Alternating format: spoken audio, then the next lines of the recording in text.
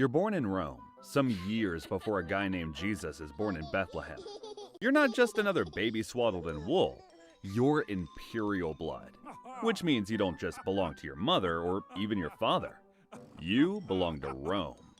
Forget wood and lullabies.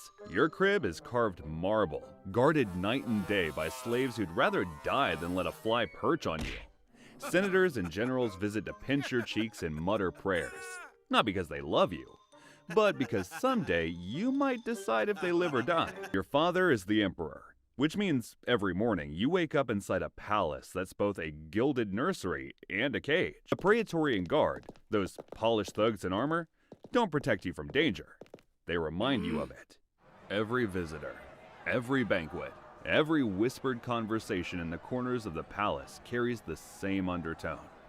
One day, this will all be his. You're 10 years old when you realize childhood is a luxury you'll never get. By the time most Roman kids are playing in muddy alleys, you're standing rigid beside your father at ceremonies.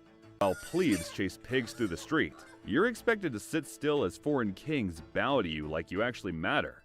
And while other children chase hoops in the street, you chase Latin declensions, Greek philosophy, and the art of not crying when a rhetorician calls you stupid. You're not being raised as a child.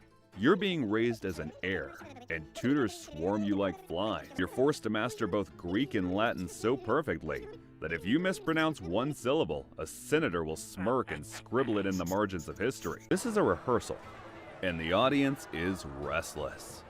Every time your father smiles at you in public, eyes narrow in the Senate. Every time you stand beside him during a triumphal procession, someone in the crowd mutters that Rome doesn't need another boy emperor. And in the shadows, daggers always get sharpened. You pretend not to hear, but you do. At night, while tutors drone on about duty and destiny, you already know the truth. Your life is a countdown. And when that dagger finally finds your father, Rome won't ask if you're ready.